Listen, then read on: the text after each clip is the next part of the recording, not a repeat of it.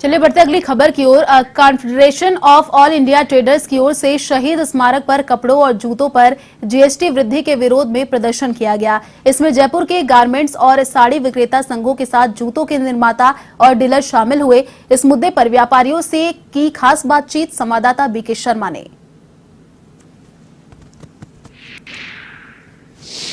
यूं तो नए साल पर उपहार देने और लेने की परंपरा है, लेकिन इस बार नए साल पर केंद्र सरकार देश के नागरिकों को महंगाई का तोहफा देने वाली है और जूते और कपड़ों पर जीएसटी में वृद्धि की गई है, जिसका यहां राजधानी जयपुर में शहीद स्मारक पर विरोध भी किया जा रहा है। यहां कैट के साथ में और भी कई व्यापारिक एसोसिएशन शामिल हैं और कैट का इस प्रदर्शन का यहाँ पर नेतृत्व कर रहे हैं राष्ट्रीय महामंत्री प्रवीण खंडेलवाल। इनसे बात करते हैं।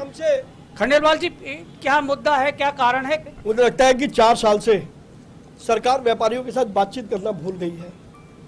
न केवल केंद्र सरकार बल्कि राज्य सरकारें भी जब प्रस्तावित करती है जीएसटी काउंसिल में, तो उस प्रस्ताव को रखने से पहले उनका फर्ज बनता है, जो बार बार प्रधानमंत्री कहते हैं, पार्टिसिपेटरी गवर्नेंस।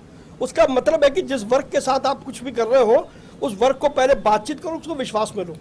तो आज पार्टिसिपेटरी गवर्नेंस जो प्रधानमंत्री मोदी का जो मुद्दा है, वो तो पूरा का पूरा खत्म हो गया। केंद्र में भी खत्म हो गया और राज्य सरकारों में भी खत्म हो गया।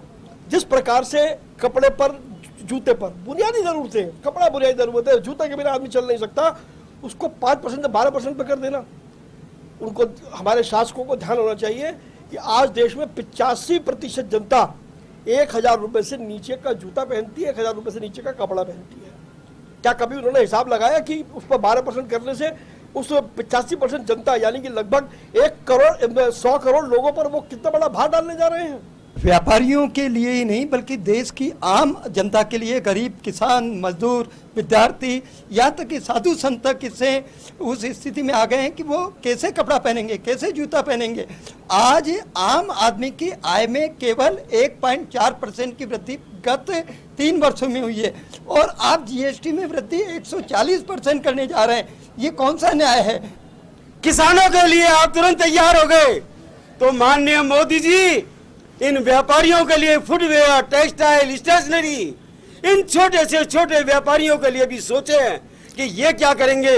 ये आपको हर घर घर से आवाज दे रहे हैं, टैक्स ना बढ़ाओ, टैक्स ना बढ़ाओ। पूरे देश में धरना भी देंगे, प्रदर्शन भी करेंगे और सरकार को ज्ञापन भी देंगे, प्रधानमंत्री को देंगे, वित्त मंत्री को देंगे और हमारे जितने भी सांसद हैं और जितने भी उससे रिलेटेड जो वर्ग है उन सबको भी हमारा ज्ञापन देंगे। हमको किसी भी प्रकार से व्यापारी इसको स्वीकार नहीं करेगा। जीएसटी को वापस रिवाइज करना चाहिए और टैक्सेस को गवर्नमेंट को सोचना चाहिए कि अभी टैक्सेस नहीं बढ़ाएं और 5% to 12% इज अ लॉट। व्यापार में जो टैक्स लगा रहे हैं 5%, जीएसटी भी इतनी ज्यादा है कि व्यापारी सहन नहीं कर पा रहा, फिर भी अपना पेट काट करके और इस सरकार के भूखी सरकारों को पैसा देते हैं और उसके बाद भी 12% करते हैं। इनके लिए शर्म की बात है, इनको डूब मरना चाहिए। 80% जनता आज भी 100 से 200 से 250 से ज्यादा जूते चप्पल नहीं खरीद पाती और इसमें 12% टैक्स करना, उसके ऊपर अतिरिक्त भार डालना है। और दूसरी स्थिति वर्तमान में ये है, कोरोना के बाद जो मटेरियल उत्पादक के लिए समस्या ये है, जो 100 रुपये किलो था वो आज 250 रुपये किलो हो चुका है। उत्पादन मूल्य बढ़ चुका है, लागतें बढ़ चुकी है, रेट बढ़ चुके हैं। इसके बाद ये टैक्स बढ़ाना कुठाराघात है। हमारे जूते चप्पल पर माफ़ होना चाहिए, उसकी जगह 5% लगा दिया, चलो कोई बात नहीं, उसको 12% करने जा रहे हैं, इसको तुरंत वापस करना चाहिए। हम सब यही चाहते हैं, पूरी जनता यही चाहती है, वरना जनता पिस जाएगी। तो ये व्यापारी हैं प्रदेश भर के, ये व्यापारी अलग अलग जो एसोसिएशन हैं, फुटवियर, गारमेंट और टेक्सटाइल से संबंधित भी हैं। ये सब व्यापारियों का कहना है कि अभी कोरोना की चुनौती खत्म नहीं हुई है, व्यापार पूरी तरह से पटरी पर नहीं आया है और ऐसे में जूते और कपड़ों पर जीएसटी बढ़ाना एक तरह से पूरे व्यापार के ऊपर कुठाराघात है। कैमरामैन नेमी चंद के साथ BK Sharma, A1 TV, Jaipur.